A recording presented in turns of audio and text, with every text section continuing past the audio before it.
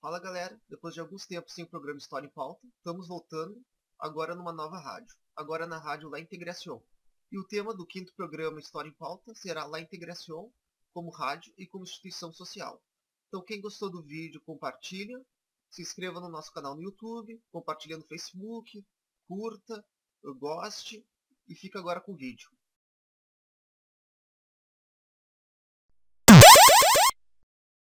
Foi o primeiro contato que a gente teve aqui na Rádio La Integración, foi o grande Zezinho, que estamos com a patronagem aqui do La Integración, com o Zezinho, também com a senhora Jane Argolo, que é a pessoa que eu estou gostando muito de conhecer, tem uma história muito vasta aí na militância política.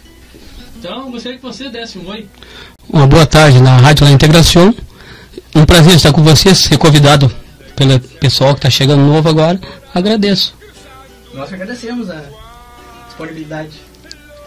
O Zezinho está sendo modesto, sabe? O Zezinho é uma grande liderança do Alto Erechim, que aliás foi lá que nós nos conhecemos, e até hoje ele tem um vínculo muito, muito grande com as comunidades. Zezinho, conta para nós a história aí do Alto Erechim. O conhecimento todo que eu venho trazendo já, lá da época lá da Erechim, que eu tinha uma escolinha de futebol. Eu conheci a dona Jane através da dona Zá, que também agora voltou à atividade, a nossa cozinheira, também militante, também gosta de fazer artesanato e também faz poema, também faz uma série de coisas. Foi através dela que eu cheguei até a dona Jane. Como é que foi esse primeiro contato com vocês dois aí? O meu primeiro contato foi lá na Erechim, que a gente começou a fazer uns eventos, umas coisas muito boas lá que a gente levou.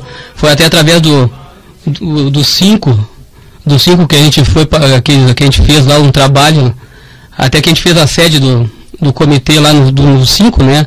Lá na casa da dona Lourdes, que também é uma militante nossa, que também deve estar voltando pro grupo. E foi desde aí que a gente começou a fazer um trabalho com as crianças e a dona Jane apoiando a gente. Mas fora isso, eu já conheço a dona Jane já de muitos anos, também muito tempo. Desde a época dos meninos que ela trabalhava que ia para Cuba, e eu continuei trabalhando com ela. Esse comitê seria o Comitê Gaúcho para a Libertação dos 5 Cubanos? Sim.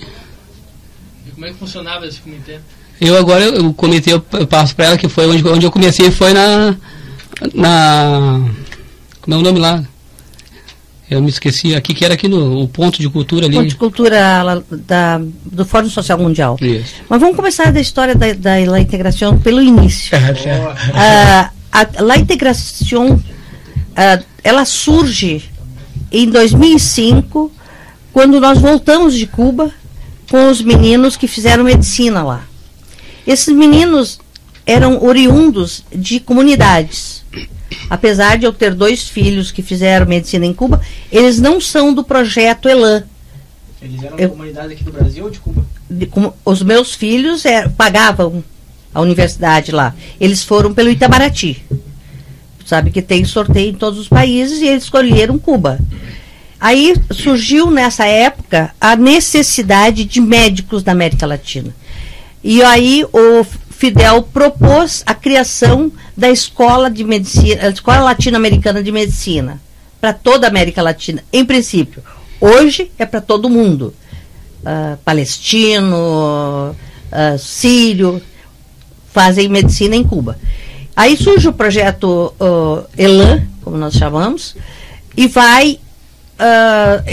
vão esses meninos, movimento sem terra, movimento sem teto, oriundos de comunidades e de militância. Foram para Cuba, nós tivemos um contato muito grande, brasileiro busca brasileiro, mesmo principalmente fora do Brasil, né? E começamos a fazer lá um trabalho, como trabalho voluntário. Eu, no caso, pedi a minha inserção no Partido Comunista. Começamos a ter uma participação na sociedade cubana. E esses meninos fizeram medicina, formaram e voltamos para o Brasil em 2005, com a grande dificuldade de revalidar esses títulos, que falavam, não, eles não fazem a prova. Que prova? Onde é que está a prova? E aí nós começamos uma batalha e os meninos começaram a dizer, não, nós temos que voltar para a nossa origem. buscar as nossas mães. E aí foi que a gente subiu o morro, através da Dona Zá, que eu já conhecia, e tinha um dos médicos muito malandro, que está até hoje, o Oséias, olhou para a Dona Zá: eu vim lhe buscar, mãe. Sabe, criou assim, uma surpresa, e isso criou um vínculo deles com a comunidade, porque eles foram buscar o pai, a mãe, o irmão, que estava na Restinga, estava no Alto Erechim, e explicar a história. Nós temos a oposição das entidades médicas e queremos trabalhar, e precisamos que vocês nos ajudem. Nós entramos na justiça, 40 deles tiveram liminar e começaram a trabalhar. Alguns fizeram residência no Conceição, mas com um rechaço da categoria, assim, terrível. Desde as entidades, as 3 entidades. Esse rechaço é por questão política. Não é pouca coisa, sabe? Tem muito. Eu costumo dizer que eles mesmos não sabem o que estão fazendo. Por quê? Não, porque tem que fazer prova. Onde é que está a prova? Não tinha. A medicina é boa. Não tem como dizer não, entende? O problema é o paradigma. A mudança. O que é um médico? O médico é Deus. E ele sempre está acima de qualquer coisa. Esses médicos são gente. Esses médicos formados em Cuba são gente. E começaram a sentar do lado do paciente e dizer que tipo de remédio, como é que faz, a saber o nome, a examinar, coisa que a medicina tradicional capitalista não faz. Ela tem que fazer o eletro, isso, tem 200 exames de máquina, mais 200 não sei de quê. Por quê? Isso, se você falar com o médico, ele vai dizer: não, mas não é verdade, eu não sou obrigado a fazer uma eletro, a usar aqueles aparelhos, como é que chama? Ressonância magnética. Eu não sou obrigado a fazer. Não é obrigado, mas você faz, porque senão você não está cumprindo com os padrões da medicina. E quem é que vende esses equipamentos? Entende? Então, é todo um paradigma, é toda uma interferência capitalista dentro da profissão. E por isso os médicos foram rechaçados. Porque se os médicos, e se algum médico me ouvir vai ficar muito bravo, não pensa, tem alguém que pensa por eles. Tu é médico, vai usar este equipamento. Porque se você não usar esse equipamento, o paciente vai entrar com processo contra você. Que você nenhuma ressonância não pediu. E criou isso na população. A população quer muito exame. E isso também veio com esse programa Mais Médicos. As pessoas pensam que o médico ele tem que estar em vários lugares, mas ele tem que ter uma estrutura, uma coisa assim, quando na verdade a medicina preventiva é só ele chegar, conversar ali com... Tu vê como é perigoso isso. Muito. Vieram os médicos formados em Cuba e começam a trabalhar. E hoje, Mais Médicos só é possível no Brasil, só foi possível porque a população viu os médicos formados em Cuba. Os brasileiros formados em Cuba. Isso aí desde 2005? Isso 2005. Nós conseguimos a liminar em 2005, depois já eles nós conseguimos que a Universidade do Ceará abrisse essa prova, que foi residência, e eles começaram a trabalhar e todos foram aprovados, e não tem nenhum problema em fazer a prova. O problema é que não existia. O ano passado existiu uma prova feita por uma empresa que passou um médico, mas tinha pouquíssimos inscritos. Então foi manchete de jornal, os médicos estrangeiros reprovados. Era como se fosse uma prova da OAB. Feita pela Odebrecht. Não, Odebrecht é engenharia, mas uma empresa. Equipamentos médicos. A prova foi feita por uma empresa norte-americana para não aprovar, entende? E aqui no Brasil existe uma lei. Se tu não aprova 50%, você anula a prova, porque alguma coisa saiu errada. Qualquer concurso é anulado se não tiver 50%. Essa não foi. Essa continuou. Bom, daí passamos a esse trabalho nas comunidades, a buscar esse pai, mãe e irmão, e surgiu a AMAC, Associação de Médicos e Amigos de Cuba. E aí passamos a percorrer o Brasil inteiro.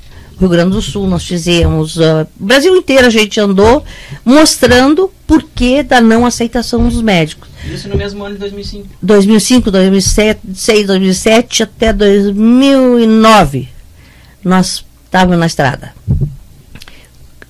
Revalidamos todos. Agora deve chegar a segunda remessa, que chega agora no final do mês de setembro. Esses todos são Segunda. São quantos médicos? Eu acredito que são 248 médicos revalidados. Todos brasileiros. Todos brasileiros estudaram lá e voltaram para revalidar. Hoje já não tem muito problema assim, de dizer que o médico de não querer que eles façam prova ou comece a clinicar, porque veio o Mais Médico e agora vieram, se bem me lembro, 13 mil, por volta de 13 mil médicos. Então enlouqueceram completamente. E veio gente de tudo que é lugar do mundo, né? Principalmente de Cuba. Quem negociou isso é a OPS, que é a Organização Pan-Americana de Saúde, que negociou com Cuba, e esses médicos vieram. Então aí a população está feliz, porque está sendo atendida. Eles falam, perguntam o nome, e as pessoas não tinham nome, tinham um número. Ficha 12, ficha 10. Hoje não, hoje eles chamam pelo nome. O médico vai lá na frente. Eu fui num posto e vi. O médico vai lá e diz: seu Zezinho, por favor, passe. Aí o seu Zezinho passa. Ele não é mais ficha 12, ele é o seu Zezinho. Eu fui lá, então, é uma questão de humanizar a medicina. Humanizar, né? E principalmente prevenir. Esse é o baque pior. A prevenção. Eu trabalho na área da saúde, né? Um comentário que se faz muito dos médicos daqui, que eles avaliam os exames, não os pacientes. Sim, é uma diferença. Faz todo sentido. Sim, eu vejo na prática. Então, eu vi lá como é a prevenção. A prevenção é um problema, gera um problema econômico violento.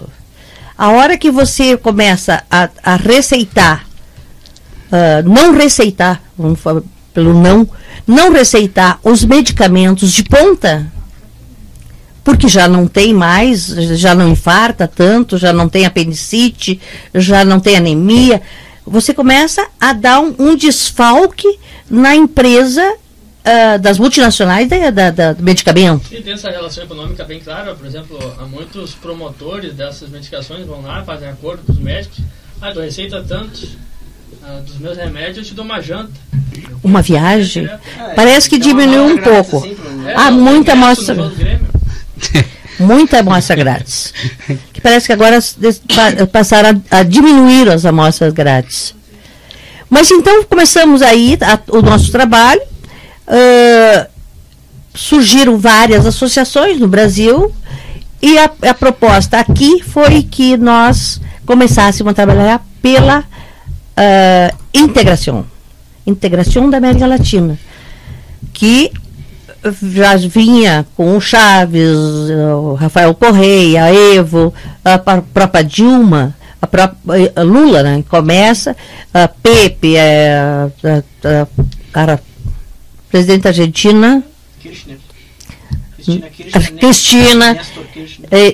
Então começa a mudar o panorama da América Latina e a necessidade do Brasil ficar de frente para a América Latina, que ele sempre esteve de costa. E aí nós começamos esse trabalho de divulgar, de integrar a América Latina com o Brasil.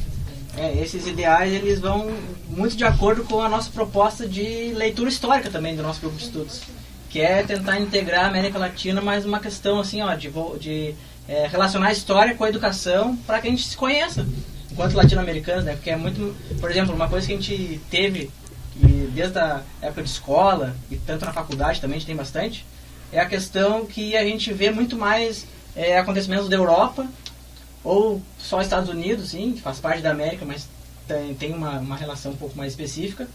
E muitas vezes a gente não sabe o que aconteceu aqui na América Latina, a gente não conhece um Artigas, um Balmaceda, como a gente estava falando agora, a gente não conhece os próprios ideais do Bolívar, que o Chaves tanto falava, né? Criou essa ideologia bolivariana.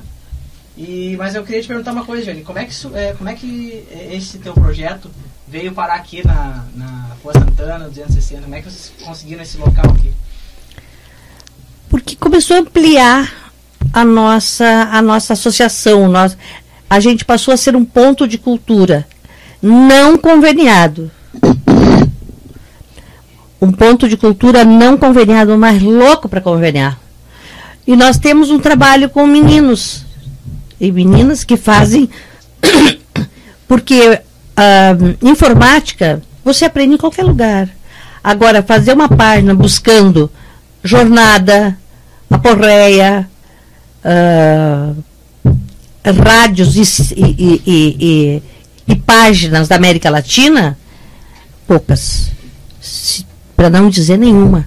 Então, esse contato dos meninos com a América Latina se dá através da leitura, porque eles vão colocar a notícia na página. Aí eles leem, eles aprendem quem é o fulano, quem é o beltrano. E também nós temos uma parabólica que passa aos canais da América Latina, né? Nós pegamos aqui a Telesur, Canal 8, Canal 7 do Uruguai. Nós pegamos toda a América Latina. Mas esse trabalho estava em ascendência. E por questão econômica, a gente deu uma parada. Porque é muito difícil você conseguir, e principalmente com esse... Desculpa, mas... Com esse tipo de projeto, eu acho que a boa vontade dos administradores fica um pouco... Eles ficam um pouco receosos. Entende? Porque nós estamos aqui há 12 anos e não conseguimos um projeto.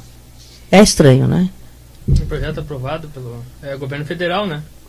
Ou é municipal? Qual instância aqui? Nem municipal. Temos promessas, muitas promessas. Municipal, estadual. Somos amicíssimos do secretário. Veio na inauguração da casa, representando o governador. Mas na hora do projeto não veio. Nem município, nem estado, nem união. Mas nós estamos tentando, ainda buscando. É bom que dá mais liberdade, né? Não acha? Sim, porque você pode dar mais liberdade, mas como é que você mantém esses meninos? Sim. Eles têm transporte, eles têm comida. Esse lado ruim, né? Então, assim, a gente faz o restaurante. Dá mal e mal para pagar as passagens, entende? Tu não é um lugar que tenha movimento. Até por esse caráter, né? Aqui se faz oficinas e a partir das 4 ele torna um bar que seria para sustentar. Entende? Mas está capenga. A gente vai tentando, vai indo. Não podemos dizer que nós temos tido sucesso. O nosso sucesso foi nesses meninos que passaram por aqui, que estão todos empregados, todos com uma visão diferenciada. Quem chega aqui e faz rádio sai daqui com uma visão diferenciada. Porque tem um espírito dentro de uma rádio comunitária, né? Comercial, né? É uma rádio web e nós temos o que atrai. Isso é uma coisa que atrai os meninos, e página, entende? E a gente faz muito trabalho na comunidade. Nós temos várias associações na comunidade que trabalha, mas o projeto é sonho da gente ainda, desse projeto realmente ter consistência. A escola nos envia tantos, a gente faz a formação política, nós não enganamos ninguém. Nós estamos pensando em março, abrir uma escola de formação. E os meninos passam por aqui e tem uma formação política. Entende? E não, assim, o que é uma formação política? Ele fica sabendo dos dois lados. E ele decide o que quer. Porque o que acontece aqui? Tu fica sabendo o lado capitalista. Os capitalistas têm vergonha de dizer. Dificilmente você encontre um capitalista que diga, eu sou capitalista. Se dizem neutros. Neutros, não sou de política. Entende? Não, nós temos um projeto político. Nós queremos uma formação política. Nós queremos mostrar para a população o que é o capitalismo e o que é o socialismo. A decisão é do povo, é dos meninos, entende? Agora, nós somos bem claros no nosso projeto. Vai lá, Zezinho, que eu estou com sede. Eu estou querendo enxergar o teu protagonismo nessa história até agora, hein? Eu comecei... Descreve o que a tua participação ativa aí na... a minha participação, desde que eu cheguei aqui, era justamente cuidar da meninada, né? A dona Jana me incumbiu de eu trazer os meninos para fazer rádio, como outras coisas que a gente vai fazer aqui, artesanato, tem várias coisas que a gente está... Mas tudo é projeto, tudo a gente está tentando, entendeu? Mas, como a minha colega estava dizendo, é a falta de algumas coisas para ajudar, a verba, para passagem. A dificuldade toda nossa é a passagem e a maneira de dar um lanche. Tem os meninos da capoeira, tem um rapaz que eu convidei para fazer capoeira aqui. Ele vai buscar os meninos na comunidade, ele bota a gasolina do bolso dele. Aí um dia a dona... Peraí, Zezinho, só um pouquinho. Esse rapaz faz isso aí, além de trabalhar em um hospital, ele tirou o único dia que ele tem, sábado de tarde, que ele podia estar descansando, que ele depois ele trabalha no outro dia, à tarde e à noite, ele deixou o espaço para os meninos da capoeira. Aí a dona, mas peraí, mas ele faz tudo isso, ele pega um por um na comunidade lá e traz. Ele faz isso aí. E aí a gente tenta da melhor forma a trazer um daqui, outro dali que queira realmente. A gente não dá um mundo para eles, entendeu? A gente tenta dar um caminho para eles, de eles ver o outro lado da moeda, o outro lado do mundo, entendeu? Porque às vezes eles não têm essa base em casa. A própria família às vezes não dá essa base para eles. Entende? E aqui a gente tenta dar aqui a gente praticamente faz a parte de mãe e pai não querendo, mas a gente faz isso aí, entende? Porque às vezes eles não... mas me diz como é que eu faço isso aqui, como é que eu faço aquilo outro. E a gente tenta dar um jeitinho para seguir o caminho que a gente indica, mas muitas vezes eu já perdi vários, mas não me arrependo de estar nessa luta aí. É a luta. Teve alguma outra sede antes dessa, na integração?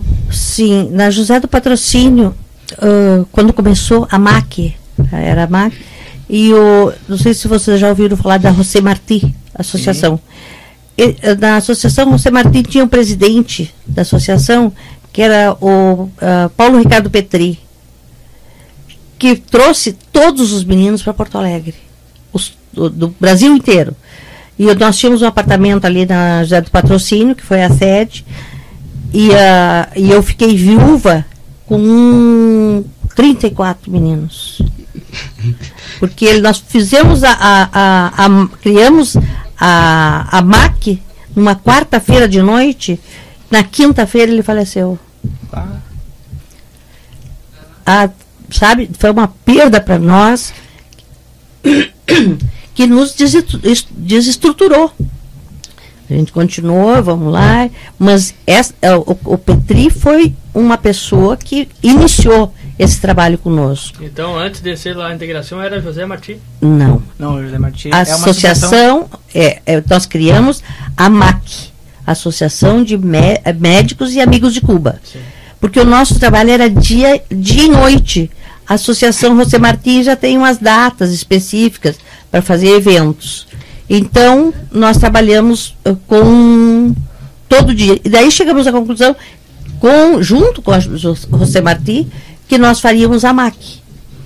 E aí partiu para a MAC, depois viemos aqui para o Comitê Latino-Americano, que nós não tínhamos espaço. E aí surgiu essa casa, diz, vamos dar um peitaço, vamos ver o que acontece. O Zezinho diz, o Zezinho, assim, a rádio existe por causa dele. Porque ele não largou um minuto.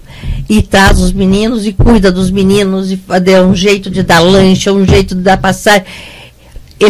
o Zezinho é a única pessoa que nunca saiu daqui. Porque eu, de vez em quando, dou minhas fugidas. Estou cansada, ou eu viajo mesmo, tenho encontros para... Mas o Zezinho está aqui, firme, todo santo dia. E os meninos, e a rádio, sabe? E buscando gente como vocês, como o Diego. Ele que fica... Porque tem horas assim, vocês... Pô, já tô aposentada. Ai, não vão... Eu tô querendo parar por aqui. Mas o Zezinho não deixa. Não, nem ele e nem a Dona Zá. São duas pessoas que foram a base, é o guarda-chuva, como eu chamo, e que sem eles nós não teríamos nem integração, nem a MAC. Ele é tão importante para a integração quanto é simples. Quanto é Não, ele é fundamental para a integração. É uma pessoa... Ele é vice-presidente da associação e é a pessoa mais importante que daqui dentro, é o Zezinho. Não, mas acontece o seguinte, né? Eu sou simples, sempre fui assim, porque a gente aprende isso aí na comunidade, a gente aprende a maneira de tratar a meninada. Se tu não ensinar eles a ser simples, quando vê eles estão lá em cima, tô pensando que tão grande, e o tombo lá de cima é pior que tu começasse aqui de baixo. Então o que adianta? Então eu sou assim e vou continuar assim. Eu sempre digo para a dona Jane, diz, acho que isso aí não vai dar certo, não, vamos.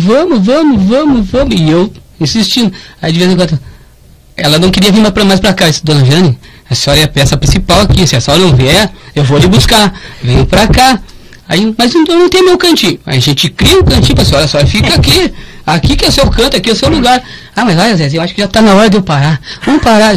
Dona Jane, não repete isso aí. A gente só diz que vai parar depois que a gente for pro outro lado. Mas primeiro nós vamos ficar aqui. Não vamos terminar. Vamos tentar buscar essa gurizada para ser alguém.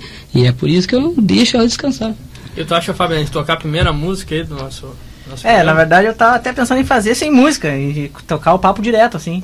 Só se os convidados quiserem parar pra tomar. Tu tá gostando do bate-papo, né? Tu tá descobrindo coisas que tu não achava que não existia? Vivendo e aprendendo, né? Então tá. Por mim pode continuar, por mim não tem problema. Eu queria perguntar em relação assim, a essa história da integração aqui nessa sede, que eventos vocês, tanto a Jane quanto o Zezinho, poderiam falar para nós assim, que marcou esse período aqui nessa sede? Aqui nós tivemos 2 anos com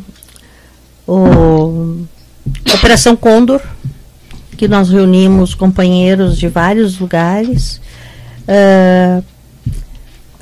No primeiro nós tivemos pessoal de toda a América Latina que vieram, porque tem várias casas lá em Integração. Na Bolívia tem 5.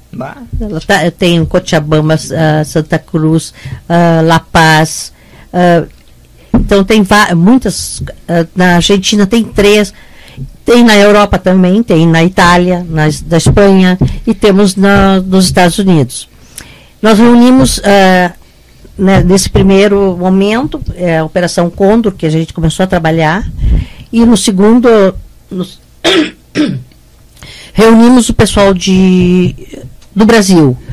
Trabalhamos com esse tipo de evento: Operação Condor, militarização, golpe de 64, anistia. Aqui dentro nós temos o Comitê Carlos de Ré, que é Minhoca. O Minhoca. Conheceu o Minhoca?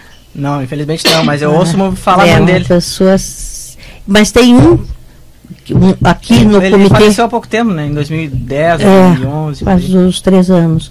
Aqui no comitê nós temos uma pessoa que conviveu com o Minhoca, que a gente teve uma convivência muito grande, que é o Bitenca, que é uma enciclopédia ambulante.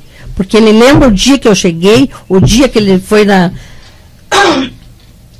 minha casa. Então, o Bitenga tem história todinha, muito clara. E o Minhoca era assim. E ele era um grande amigo do Minhoca. Nós temos esse comitê, Memória, Verdade e Justiça, aqui na Integração, é independente, eles têm sede aqui. E nós trabalhamos com eventos desde aniversário. Claro que a gente procura dar assim, ênfase nós agora recebemos um convite para apresentar uns filmes. Nós já fizemos isso, filme e debate, e agora vamos recomeçar esses filmes com debate, sempre buscando a organização popular. A nossa meta sempre foi a organização popular. E os nossos eventos são relacionados à organização. Todos os nossos eventos, desde do aniversário, que vem lá da comunidade, principalmente o Zezinho que traz, debates, tentando sempre levar a proposta de organização. E nesse ano de 2014, que é 50 anos de golpe militar, teve algum grande evento aqui ou do Comitê Carlos de Ré? Nós do comitê tivemos vários. Nós tivemos aqui, o último foi no Júlio de Castilho, porque nós temos a questão do Dopinha. Nós estamos pedindo para o governo... Na Rua Santo Antônio ali, né? A Rua Santo Antônio, nós estamos pedindo a desapropriação daquilo. E aí, teve vários estudantes daquela época que estudaram no Julinho, que daí tiveram que ir com o golpe, foram exilados, mortos. Então a gente fez um encontro ali, no Julinho, foi o último.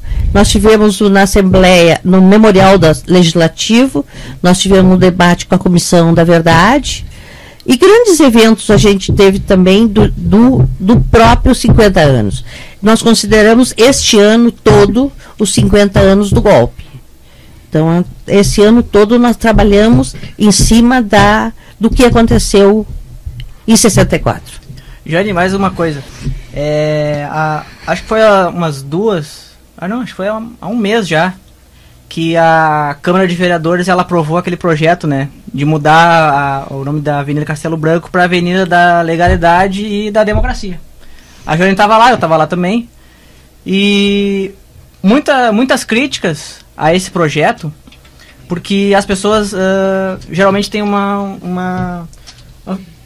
claro, cada um tem sua consciência e sabe de si, né, mas muitas críticas que eu recebi por estar lá apoiando os vereadores para trocar o nome de rua, como tu também estava, o Zezinho eu não lembro se estava lá, mas as pessoas elas me criticavam no seguinte sentido, de que os vereadores têm mais coisa para fazer, fica se preocupando com nome de rua, etc.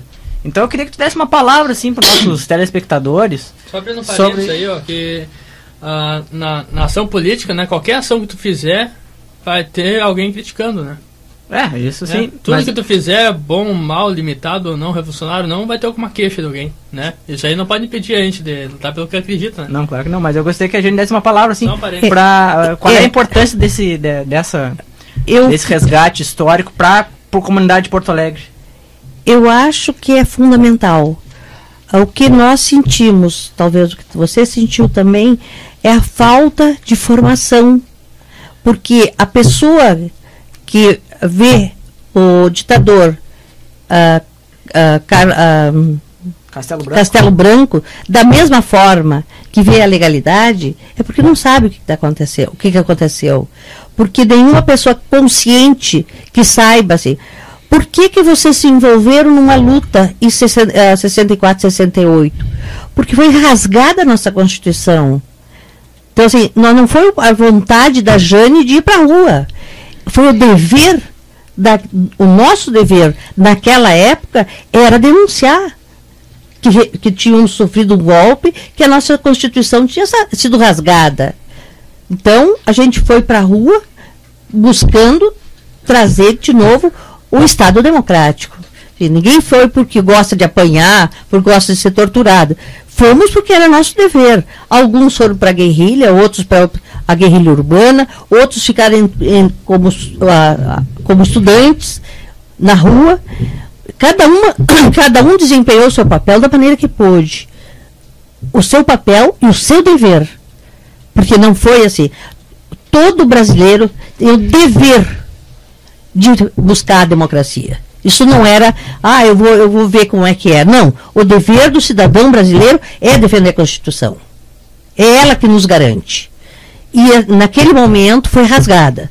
Então, botar o nome de uma rua em que teve o movimento Legalidade, que vocês conhecem, a legalidade foi resistência, porque o Jânio Quadros assumiu, renunciou.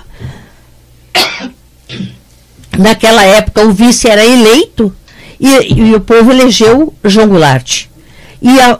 Os militares não queriam aceitar, não queriam empossar o Jango. E foi feito daqui do Rio Grande do Sul, do porão do Piratini, foi feito um movimento de resistência no Brasil todo. Então, parece que por este nome, aqui no Rio Grande do Sul, aqui onde teve a legalidade, que foi um dos grandes movimentos democráticos que o Brasil teve, é uma ironia, entende? Sem dizer que, como, assim, as pessoas dizem, mas para mim, Castelo Branco ou não, você conhece alguma rua da Alemanha chamada Rua Hitler? Mussolini? Eu acho que não. Então, essas pessoas foram nefastas à humanidade. E os ditadores do Brasil foram pessoas nefastas à humanidade. Aqui cometeu-se crime contra a humanidade. A importância que eu identifico, né, nesse ato, essa alteração do nome da rua aí, parece ser coisa muito sem valor, mas eu acho, né, com certeza tem seu valor, porque geralmente as pessoas mais idosas que viveram aquela época lá, de classe média, não identificavam aquele momento como uma ditadura, né, até porque tinha eleições, né, então é importante a partir disso aí criar um debate, né, sobre a situação naquela época lá. E só mencionando aqui os comentários, né, que foram feitos, não vou citar os nomes. Reunião de idiotas úteis, né, comentário de quem criticando quem foi lá, né, e outro comentário, para verem como não há mais nada importante para se preocupar. Foi comentários mais ou menos como esse que eu recebi pessoalmente de alguns colegas e conhecidos. A mim me causa muita tristeza saber que o brasileiro que tem diante de si um aparelho tão importante que pode se comunique dessa forma, que não tenha consciência do que é um ditador, do que é um movimento democrático. Muitas vezes chama a palavra de baixo calão, né, idiota, uma pessoa que nem conhece o direito, né? Já mostra que o cara... Mas ele não tem culpa, ele não tem culpa disso. Essa pessoa que escreve isso não tem culpa. Ele não teve formação. Na escola não deram para ele a opção. Olha, aconteceu isso e isso. Avaliem. A história não contou. A história foi dada, como sempre, o lado oficial. Eles chamavam de revolução. Tu não perceber a ingerência dos Estados Unidos nesse período aí é não ter orgulho próprio, né? Não, e uma coisa que é certa é o seguinte, a história ela não foi apagada porque mudou o nome de uma rua ou não. A história continua aí, tanto que a legalidade como um movimento de resistência, ela permaneceu na memória coletiva popular até mesmo durante a época da ditadura. Não é à toa que historiadores escreveram livros sobre o assunto nessa época. Claro, foram perseguidos muitas pessoas, mas a história não foi apagada só porque a rua mudou de nome. Não é apagar a história. Todo mundo sabe quem são os ditadores, quem são os presidentes, generais, né? Quero aproveitar esse tema aí. A gente estava conversando antes, né? Conhecendo um pouco melhor a senhora Jane, né? Sobre o que a gente poderia perguntar ou não poderia perguntar, e conhecendo um pouco ela melhor, né? Então eu queria que a senhora mencionasse um pouco, explicasse para nós como é que foi a tua vivência política durante esse período aí de ditadura. A senhora chegou a comentar sobre alguns períodos de perseguição. A senhora poderia descrever para nós o que aconteceu? Eu tive a minha participação como estudante nos movimentos estudantil, movimento de rua, tomada da reitoria e também outra coisa sugênio.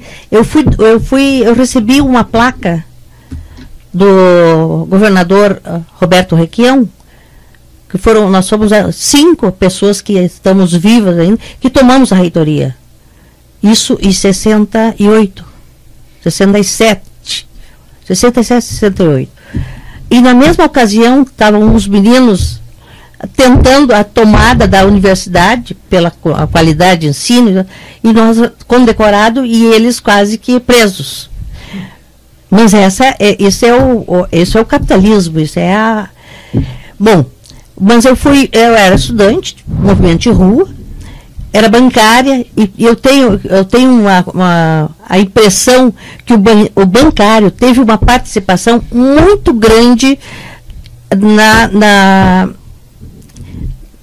na resistência de 64 a 70, porque o número de bancários que foram presos é enorme. Bom, eu fui presa na porta do banco, perdi o emprego, meu irmão começou a me procurar por Curitiba, levou uns 15 dias para me encontrar, aí eu saí, fui para um lugar escondida e fui para o Mato Grosso, parei de estudar, parei de trabalhar. Voltei em outubro para São Paulo, mas a Ibiúna já estava sitiada. Fui para Curitiba de novo, onde nós fizemos o congresso da UNE, na Chácara do Alemão, e lá também caiu o congresso. Aí eu saí de Curitiba e fui para Florianópolis. Adoeci e teve uma coisa assim que eu não sei como dizer a palavra. Eles foram me prender uma pessoa que não era quem eles queriam. Eu levava um material numa pasta para um pessoal do Rio Grande do Sul e botei uma receita minha no zip, abri o zip e botei junto. E por aquilo, eles me localizaram em Itapiranga. Eu estou falando da Sedimar. Alguns dizem que foi uma pessoa chamada Janete que assaltou uma loja de armas em Lages. E aí eles saíram atrás e encontraram a Janete em Itapiranga. Só que eu não assaltei nenhuma, eu não era do movimento armado. Mas sofri todas as consequências de uma dos que foram presos por movimento armado. Eu fui presa pela Sedimar, eu tive uns 3 meses de interrogatório, de tudo que se pode imaginar em termos de tortura. Estava novo ainda as lições da Escola das Américas. Eu fui presa em 68, 69. Então, fui uma das primeiras, porque o pessoal aqui no Rio Grande do Sul começou a cair em 72. Então, acho que estavam pondo à prova o que eles tinham aprendido das Escolas das Américas. Todo o horror de tortura eu sofri em Santa Catarina. E tem alguém que falou que a gente tem vergonha de saber que um ser humano é capaz de fazer o que eles fizeram. Passado um tempo, eu voltei para Curitiba, fiquei no quartel lá por um tempo, e depois me levaram para o AU, Presídio Central. Aí eu me senti em casa. Lá encontrei toda a trupe do Congresso. Só que eu tinha uma ameaça, eu não fiquei presa junto com os demais, uma ameaça que eu seria levada para o Rio de Janeiro. Tinha mais 2 companheiros, que eram da VPR, que estavam lá, e que também tinham a mesma ameaça. E no dia 8 de outubro, eles nos tiraram do Presídio Central e nos levaram para a Noite dos Horrores, como a Luísa escreveu o livro. Assim, as torturas começaram, eu imagino que 3 horas da tarde, mais ou menos, e eu saí, aliás, eu dei entrada no Presídio Central de volta às 6 horas da manhã. Todo esse período foi de tortura. Eu bati a boca, perdi dente, me cortaram todas as pernas com lata. E fiquei muito tempo no pau de arara. Então, assim, tudo que você pode imaginar de desrespeito ao ser humano, eu passei novamente em Curitiba. Voltei para o presídio, fui direto para a enfermaria e acordei um dia com as mães e o bispo de Curitiba do meu lado, porque eu tinha ficado em coma e eles estavam pensando que eu ia para o outro lado. Mas o meu pai também estava do lado. Aí melhorei, saí, fiquei de qualquer maneira em outubro. Eu entrei em janeiro, me tiraram em outubro, e depois eu saí com domiciliar em dezembro. E aí meu pai tratou de me tirar de lá, eu morava na casa da estudante, e eu vim para o Rio Grande do Sul. Eu fui para o Uruguai primeiro, depois vim para o Rio Grande do Sul, fui para a Cúria Metropolitana, com a documentação da Maria da Graça Cigales. Só que eu não vi que a mãe da Maria da Graça Cigales era uruguaia. E fui presa. Estouraram nós chamávamos aparelho. Eu fui na casa de umas amigas, que eram da Ação Popular, e eles estouraram o aparelho e eu fui. O difícil foi explicar que a minha mãe não era Tupamaro. Eu hoje digo, mas o cara que fez esses documentos, me entregou esses documentos, eu vou encontrar ainda. Botar o nome de na clandestinidade com a mãe Tupamaro em 70, é que ele queria que eu fosse presa mesmo. Mas daí foi a última vez que eu fui presa.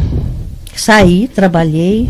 A Maria da Graça viveu por 10 anos, recebeu o fundo de garantia.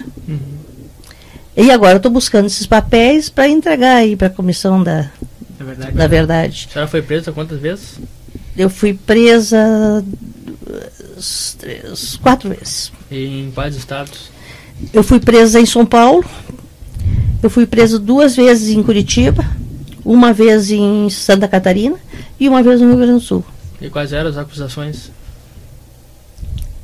Aqui eu também não sabia nada, porque eu estava chegando, eu não sabia. Eles não tinham mandato, não tinham nada, eles simplesmente ali não, eles botavam o pé na porta e estouravam. Prenderam umas 2 amigas minhas, coitadinhas, que nunca tinham ouvido falar. E ela teve uma crise histérica dentro lá do DOPS e encheu o cara de tapa, e o cara veio dando tapa. Foi um horror. Ela nunca tinha visto. Porque eu estava na clandestinidade, não fazia. Ela não sabia da minha militância. Foram 3 que não sabiam.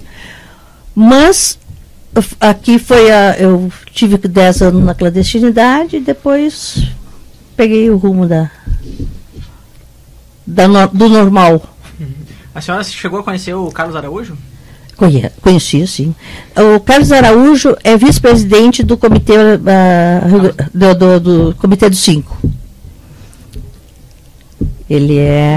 Nós fundamos o comitê, eu fiquei na presidência quando o Petri morreu e ele é vice-presidente. Ele tem alguma relação aqui com o pessoal da integração, ou coisa assim?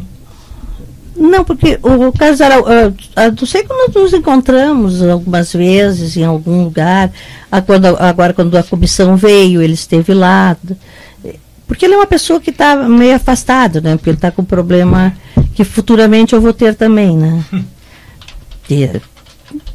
Se eu continuar fumando.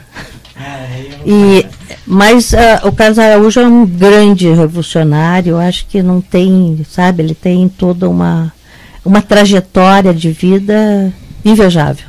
Ele é bem, nessa questão de formação política, ele é um cara que ele é bem assim, ele faz questão de debater política e debater teoria e falar sobre o ano passado do Partido Comunista, né?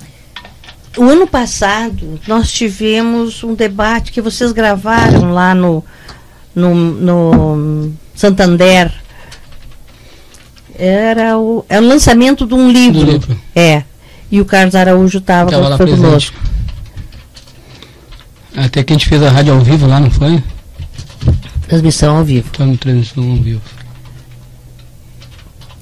E tem alguma pergunta aí dos internautas? Por enquanto não, estão no diálogo aqui, contando sobre o programa, que é a novidade para eles, né?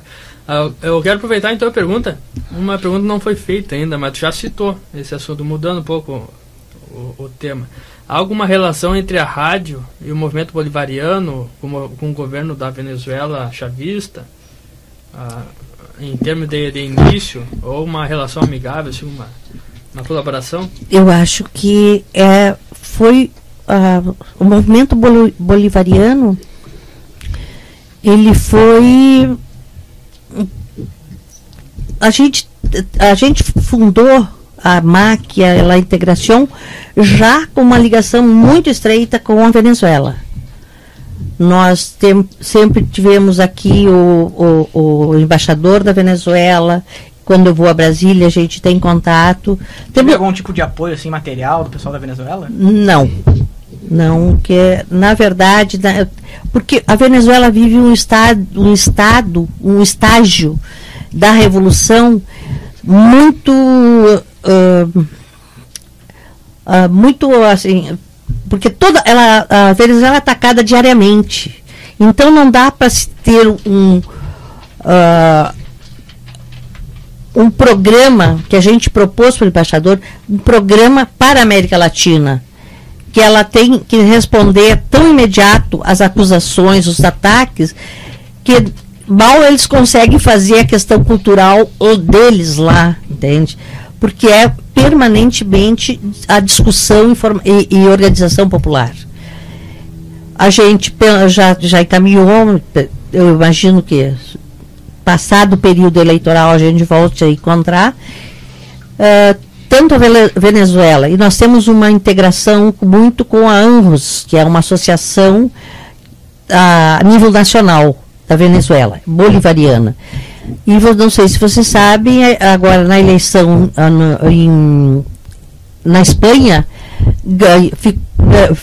foi eleito e ficou como terceiro lugar dos partidos o movimento bolivariano.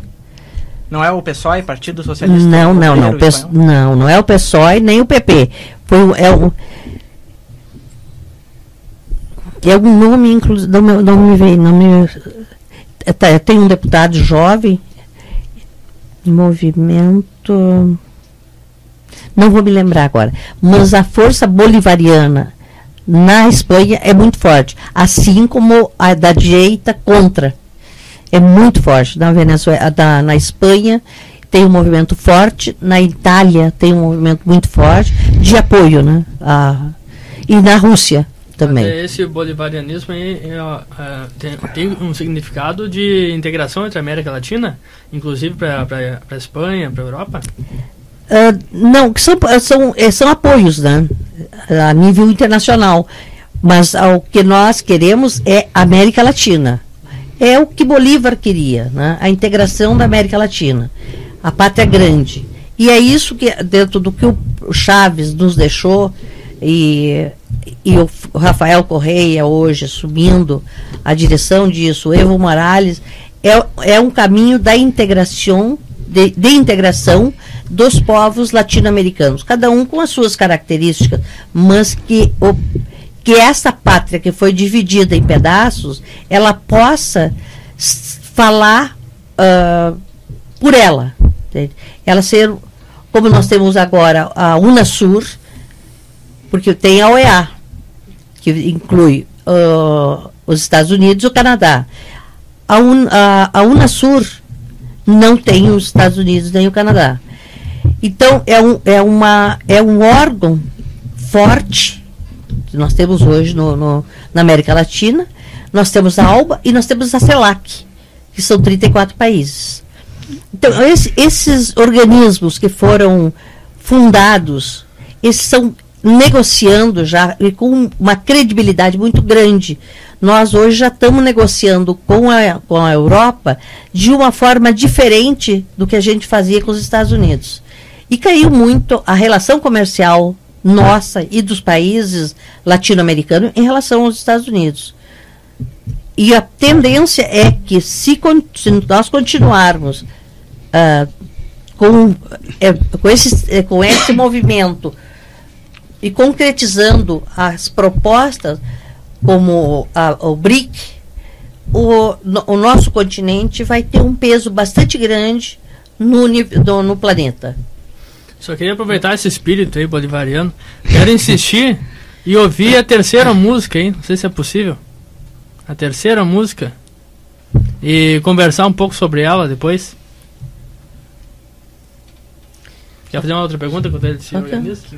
Não, na verdade eu ia fazer um comentário que é bem interessante, né? Como após esse período de ditadura em toda a América Latina, houve essas tentativas dos governos de começar uma integração regional entre os diversos países, né?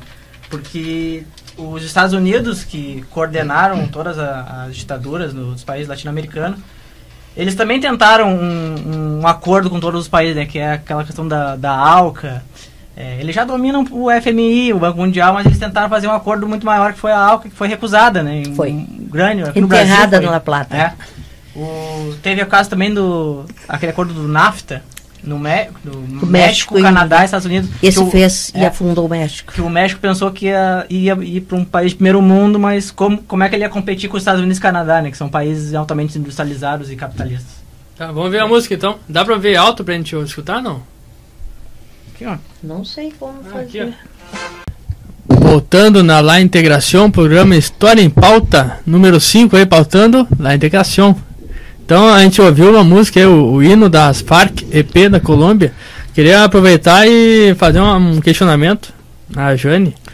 Se há alguma relação, já fizeram alguma entrevista, algum programa, se há alguma relação em relação às FARC, ou qual a opinião da instituição La Integração em relação a essa guerrilha, a situação colombiana?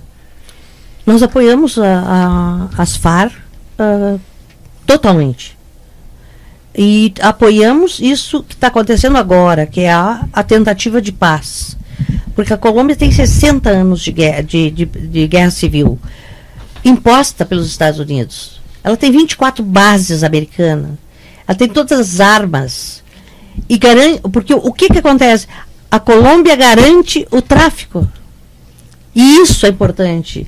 Não foi por nada que eles pegaram o Afeganistão e hoje é um antro do tráfico de ópio. A Colômbia é isso aqui na América Latina.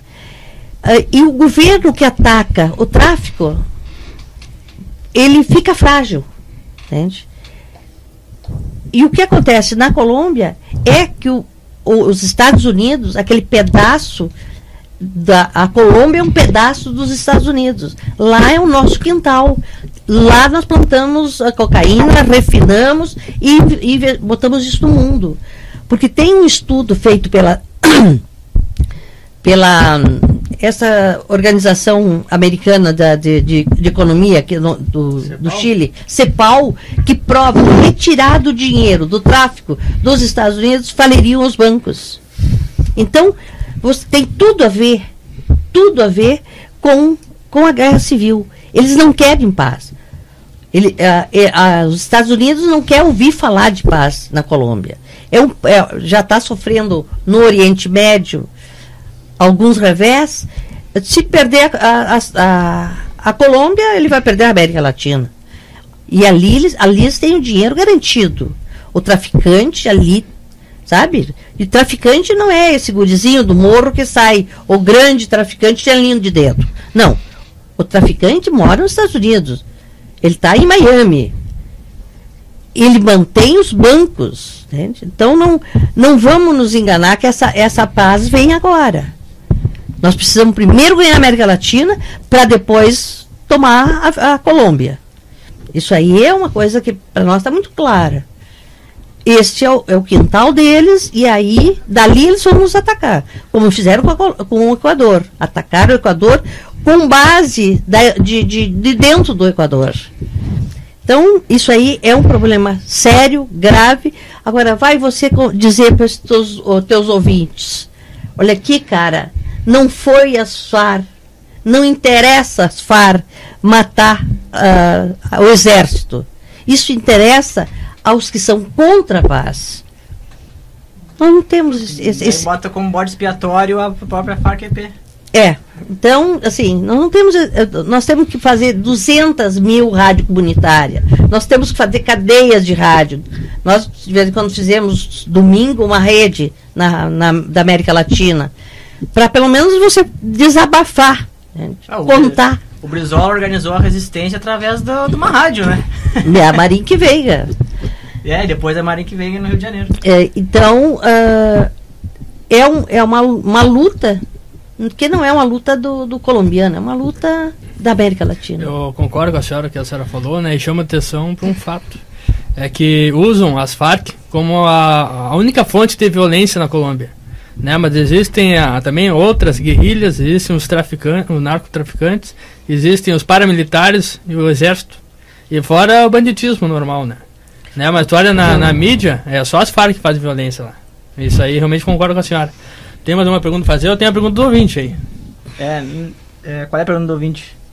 Pode fazer do ouvinte então? Faz a do ouvinte, depois eu faço a minha. O Rorro Hermano, meu camarada aí, pediu para perguntar para a senhora: como a senhora avalia o papel que o PT assumiu nessa integração latino-americana, levando em conta as relações com a Bolívia e com a Venezuela? Complexa a pergunta, hein? Não, eu tenho muito clara. Não o PT. O PT foi um movimento, o maior movimento da América Latina. Mas é um partido. Existe uma lei eleitoral. Quando fundaram o PT aqui no Rio Grande do Sul, a ficha do meu marido é 53. E ele disse: tu vai passar para o PT? Não vou. Porque a lei é a mesma. Do PSD, da Arena, a legislação é a mesma. A mesma coisa eu digo para o PSOL. É necessário um partido? Claro que é. Agora, o PT deixou de fazer muitas coisas que não lhe permitiram fazer pelos acordos. Entende? Mas a relação da América Latina, da integração, é uma das coisas que tanto Lula quanto Dilma fizeram o maior avanço que o Brasil já teve nas relações internacionais. A Venezuela está aí porque foi garantido a gasolina para a Venezuela, porque senão o Chávez não conseguiria. A Bolívia com a tentativa de golpe, o Equador com a tentativa de golpe. O Brasil desempenhou na América Latina e no mundo, em termos de relações internacionais, nunca tinha tido tão boas relações e tão competente os seus diplomatas. Então, assim, se algo no PT, o que o PT acertou, eu não diria que foi o PT, foram as pessoas que fizeram isso, mas foi um dos grandes atos desse governo Lula-Dilma. Foi relações internacionais. A América Latina não seria o que é hoje, sem interferência firme do Brasil nesse movimento. Bom, eu gostaria de fazer uma última colocação para te falar um pouco, Jani, sobre o Fórum Social Temático. Qual é a tua participação nesse evento? O que você pode nos falar sobre ele? Olha, o que eu posso te falar sobre isso? Eu vou te dizer uma coisa que eu penso e nunca disse para ninguém. Ou pelo menos não disse no rádio e na TV. Tiraram o fórum do Rio Grande do Sul, e foi a esquerda que fez isso, e fizeram tudo o que a direita queria. Porque se nós continuássemos nos reunindo de 2 em 2 anos aqui em Porto Alegre, a situação seria outra.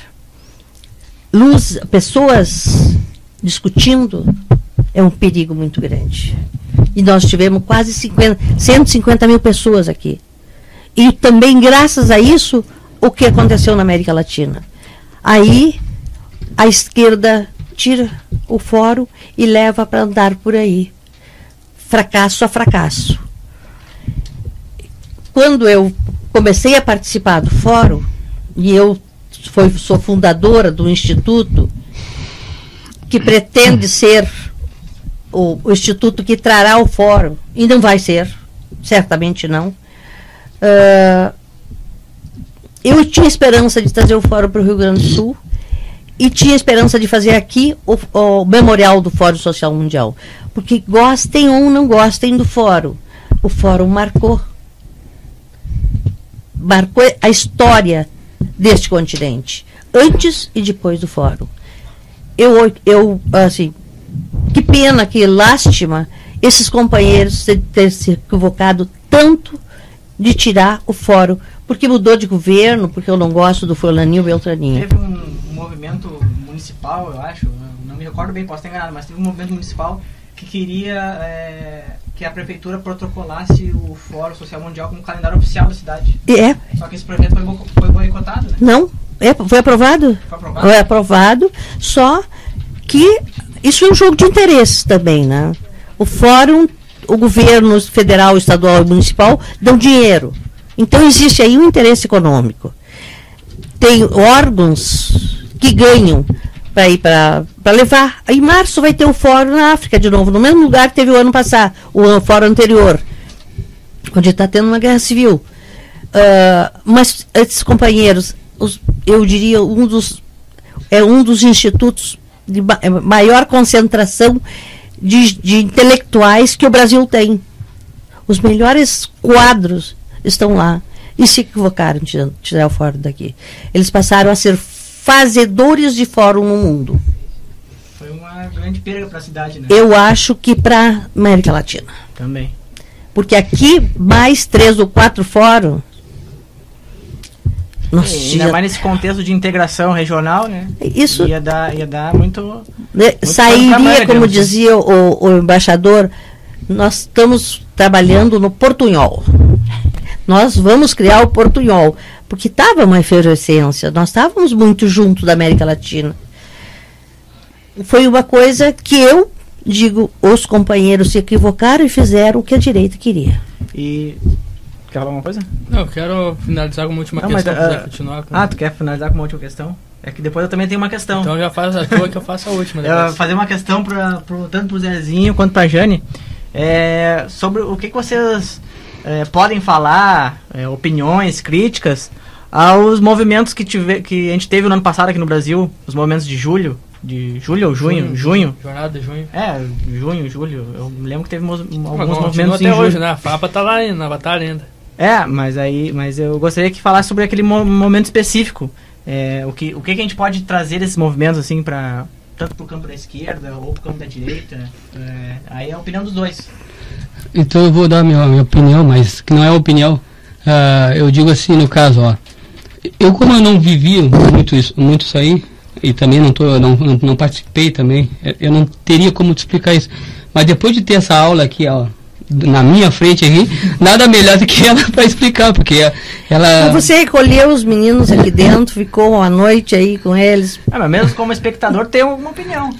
Eu só posso dizer que um dia que eu não pude ir embora para casa, eu fiquei deitado aqui dentro aqui, que não pude sair. Só isso aí, mas eu não convivi assim, não participei, que a gente não saía quase pra rua, que a gente deu abrigo para outros meninos que também estavam fazendo a militância na rua. Era esse movimento. E eram os movimentos que estavam também protegendo e brigando pela sua própria causa, entendeu? Então o que acontece? No momento que eu estava aqui com a integração aberta, chovia e naquele exato momento a polícia estava trancando as ruas ali, aí eles entraram aqui. A gente pode ficar aqui, por que não? Entra e passa aqui para dentro, que eu vou trancar o portão e aí não vai entrar mais ninguém. Quando calmar, vocês vão embora. Isso aí era mais ou menos uma meia-noite, eu estava aqui. Aí quando eu vi aquele monte de gente correndo, pode entrar, a porta está aberta. Aí era justamente a meninada que veio aqui nas manifestações. E aí eu dei abrigo, eu fechei os portões, deixei deixa acalmar, que justamente eles estavam trancando aqui e estava pesado o troço. Aí eu peguei, então fica aqui até acalmar. Aí eu saí daqui, era mais ou menos umas quase 2 horas, 3 horas da manhã. Aí foi onde eles foram embora. Foi essa minha participação. Não é bem o guardião, eu dou apoio para os amigos, né? As pessoas que estão precisando, a gente dá esse apoio. Agora, quem pode falar bem melhor que eu, tá aí, eu tive uma aula agora aqui há quanto tempo? Cada vez que eu sento perto dela, para mim, cada vez eu estou aprendendo mais e mais, entendeu? Então, por isso que eu gosto. Então, viu que eu fico prestando atenção, fico olhando. Por causa disso, para mim é uma grande aula. Ele é mais um falador, aquele que ficou quietinho. Não, mas a aula aqui na frente, não é aula, é viver, talvez alguma coisa de tempo de voo. Aí, viu? Mas eu não tenho definido que é o movimento do ano passado. Eu senti uma infiltração da direita muito grande. A Dilma saiu atendendo a reivindicação que seria da Constituinte. Precisamos de uma reforma política. Levou uma surra tão grande que nunca mais abriu a boca. Falou agora, mas passou um ano sem falar em reforma. Eu acho que a intervenção da direita naquele movimento foi que descaracterizou o movimento. Porque nós vamos chegar um momento que nós vamos para a rua. Sabe? Que vamos ter nós temos que mudar as coisas. E como? Nosso papel é reivindicar, é lutar, é organizar a população, a sociedade civil e mudar. Nós não podemos continuar com esta anistia que os militares concordaram, com esse militarismo que da época da ditadura. Essa Escola das Américas mandando dentro do Exército, das Forças Armadas. Olha a falta de respeito do ministro do Exército, dizendo, não entrega a documentação, mas e a presidente não vai trocar esse ministro? É cargo dela, ela troca a hora que quiser.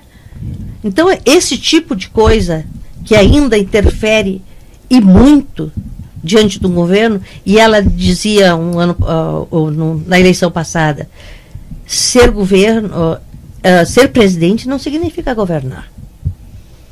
Nós vamos levar um tempo para chegar a governar.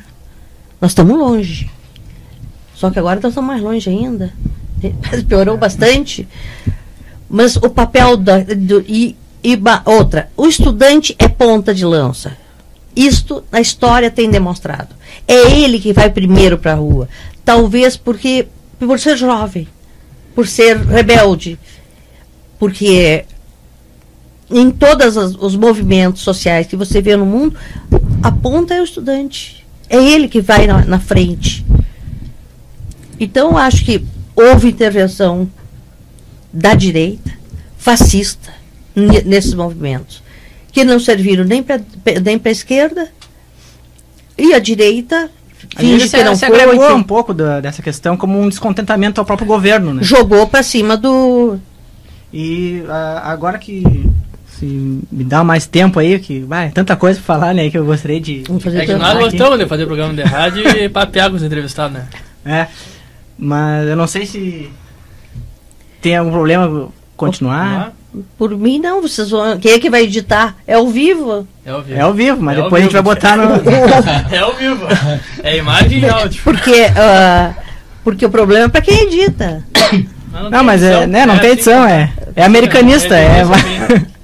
Não, que eu gostaria de que a gente comentasse um pouco sobre essa questão, tu falou sobre a Escola das Américas e de como elas ensinaram a torturar e também estruturaram toda a questão militar e policial dos países, aparelho repressivo, né, dos países da América Latina. Eu queria que tu me comentasse um pouco, para os nossos telespectadores ficarem sabendo. Telespectadores não, ouvintes, né? Mas é o Web TV. É Web TV também, tem razão. Mas eu gostaria que tu falasse um pouco sobre essa questão da justiça de transição, que em vários países da América Latina, e que o Brasil ele tem uma defasagem se comparar com a Argentina, Uruguai, até o Pinochet foi preso, se eu não me engano. Sim. Até a Folha de São Paulo chamou a ditabranda, né? Que a nossa ditadura não foi violenta como a do Pinochet ou da Argentina. Mas aqui começou. Aqui vieram, os norte-americanos fizeram base aqui. Eles comandaram o golpe. Entraram armas naquela época do golpe. Agora, com os documentos desclassificados, o Brasil até agora faz Escola das Américas. Manda os seus oficiais fazer... Agora nos Estados Unidos, não é mais no Panamá. Isso quer dizer que a ditadura não foi plenamente ela não terminada aqui, né? Não terminou por completo ainda. Eles chamam de os generais de pijama. Mas são os caras que... do clube militar. São os caras que mandam, entende? Eles têm a desfaçatez de passar um helicóptero, um avião com faixa, quando é a 31 de março, viva a Revolução a Redentora. Isso na cara dos turistas de Copacabana, vendo aquilo. Entende? E a gente tem visto as declarações deles, e por trás deles quem está? O capital. Porque só eles não, nós somos mais, nós somos muito mais. Eles têm o capital, entende? Que faz isso que está fazendo. E eu não vejo o panorama, se eu vou lutar até o último minuto, mas o panorama América Latina não é um panorama tranquilo. E principalmente o brasileiro, que não fez nenhuma alteração nas Forças Armadas, no Exército. A militarização é a mesma de antes que eles formaram para dar o golpe. Muitas vezes até pior. Porque depois de 50 anos eu cheirei gás lacrimogênio aqui na esquina, onde a cavalaria estava indo contra os meninos ali em cima da calçada. Eu e o Rua saímos correndo e esquecemos que gás lacrimogênio arde os olhos. Saímos correndo e voltamos correndo, né, chorando. 50 anos depois, isso te traz uma triste lembrança. 50 anos depois tem gás lacrimogênio em cima de estudante. E até assassinato de trabalhador, né? O camelô que foi assassinado aí. Hoje, a gente acabou de ver a notícia antes de vir pra cá, né? O número de pessoas que matam diariamente. Então, capaz de a polícia aqui matar mais do que as Farc lá e o... com certeza. E o pessoal da Colômbia lá. Com certeza. E sem ter uma guerra declarada. Porque nós vivemos uma guerra civil, só que ninguém... A Globo não deixa dizer. E enquanto ela não disser, não é guerra civil. Verdade, né? Não é verdade. É uma guerra civil camuflada. Ela nem é camuflada, porque você viu na TV. Não, camuflada pela grande mídia. Sim, conceitualmente, né? Violência, tem violência aqui, ali. Tem mais violência quando quando a gente quer atacar a Dilma, ela é culpada. Tem menos violência quando é o Alckmin. E aí um jogo de... lá em São Paulo teve, acho que foi segunda ou terça-feira. Os ônibus. Os ônibus queimados, que o pessoal fez lá uma reintegração de posse e sentaram a polícia em cima do pessoal todo. Isso nós chegamos a participar de alguns movimentos da Assembleia Legislativa da Brigada Militar, que estava querendo reformular, e isso parece que era possível, dependia do Executivo, reformular algumas coisas das forças do Estado. Mas eu não participei mais, não fui convocada, eu não sei no que deu. Acredito que essas coisas... Eles botam panos quentes por cima, exatamente não ficar... E as pessoas têm certa dificuldade em levantar isso. Até o próprio brigadiano de participar, né? Eu vou fazer a pergunta final, então, que serve de pergunta de despedida, que é em duas partes. Primeiro eu quero saber do Zezinho e da Jane, como é que vocês sentem o momento atual da La Integración e qual é a expectativa de vocês para o futuro? Eu vou responder por mim, aí depois a dona Jane, depois dessa aula aí, ela responde, que eu gostei muito, eu tô até parada aqui olhando, né? Mas... Vou falar mais, Zezinho. Não, mas pra mim é uma aula, entendeu? A gente está tentando buscar o melhor para a integração, entendeu? A gente está buscando os meninos para ver se a gente consegue buscar melhorias para a gente mesmo, para próprio eles virem também voltar para a integração de uma maneira que a gente consiga. Pode falar, eu aceito. Não. Tudo bem. Não, tranquilo. E eu queria também falar sobre o apoio de vocês também, que a gente foi um convite que a gente se conheceu passando na rua ali, que vocês entraram, até um dia que estava chovendo, que eu estava meio atarefado, que eu não pude atender vocês, eu pensei que vocês não iam voltar mais, que geralmente quem bate no portão bate e volta e não vem mais, mas será que eu queimei o filme de novo? Aí eu fiquei preocupado. E no dia que eu marquei, eles apareceram, aí eu fiquei muito contente, que nem quando eu falei com o Diego veio para nos apoiar aqui, que a gente estava tendo uns problemas que acontecem no meio do trajeto, que é umas pedras que jogam no teu caminho, mas que tu tem que chutar. E o nosso espaço aqui tá para quem quiser vir nos apoiar também. Só que a gente faz um trabalho assim, aqui ninguém é dono de nada, ninguém é dono de ninguém e ninguém é patrão de ninguém, entendeu? Nós somos colegas de trabalho, nós tentamos fazer, cada um fazer o melhor que pode, entendeu? Porque a gente não consegue ficar assim, ó, no meio, que de repente a dona Jane tá ali, vai saber que eu estou falando, não é desabafar nem nada, mas é assim uma forma de as pessoas que vêm para cá para nos ajudar, porque a gente precisa de ajuda, tanto de forma com os adolescentes, com um curso, com outras coisas mais, isso aí tudo já é uma ajuda pra gente, entendeu? Se nós conseguirmos, a gente não tem espaço aqui, quando nós viemos para cá, a dona Jane, essa casa é muito grande, agora a gente olha para casa assim, pô, aí a dona Jane, quando nós viemos para cá, nós falávamos que a casa era muito grande, agora tá faltando espaço, e se a gente pudesse, a gente construía até para cima. Ela diz assim, mas tu é muito sonhador. Não, a questão não é ser sonhador, a gente quer melhorar, a gente quer buscar, a gente quer dar que a gente já perdeu, ela até sabe o que eu vou falar, a gente até perdeu muitos meninos para as drogas, que eu trabalhei com eles, até a Jéssica, que faz parte da minha comunidade lá, sabe que muitos meninos que trabalharam comigo no futebol, que a gente teve, a dona Jane apoiou lá quando montou o comitê lá na casa da dona Lourdes, eu tinha uma academia de dança que eu botava mais de 30 meninos lá dentro, lá. E eu sempre fiz esse trabalho com meninos. Até então, que eu parei de fazer, porque até a minha mulher, a Neuza, disse assim, olha assim, tu abre o olho, que estão querendo te derrubar. Eu disse, não derrubar por quê? Porque ninguém faz esse trabalho que eu faço. O sábado, às vezes quando eu comecei aqui, eu dizia, dona Jane, o único dia que eu não posso faltar é lá com os meninos da comunidade. E quando eu estava trabalhando, antes de vir trabalhar com a dona Jane, que eu trabalhava de carteira assinada e tudo, o meu sábado era sagrado. Às vezes ele queria que eu trabalhasse no sábado, não. Eu troco por qualquer dia, menos no sábado. O sábado era dos piá. E era um negócio tão gozado que 7 horas da manhã eles estavam lá na frente da minha porta. Lá. E aí, vamos com chuva mesmo, não tem problema. E naquela época, o nosso campo que a dona Jane conheceu lá, que era a pedreira lá, totalmente assim, cheio de buraco, cheio de pedra. E eu resolvi parar, porque eu tinha certo momento, que até eu comentava com a dona Jane, que eu ia acabar perdendo um menino ali jogando futebol, que ele ia tropeçar, ia cair, bater, abrir a cabeça. Eu ia me incomodar muito com os pais, entendeu? O tio, com quem eles estivessem morando, por causa disso, porque a gente não tinha apoio de ninguém. Eu, correndo atrás do futebol, atrás de bola, de colete, a gente batia na porta, vem a semana que vem. Não tem. E eu não estava pedindo muito, não estava pedindo dinheiro.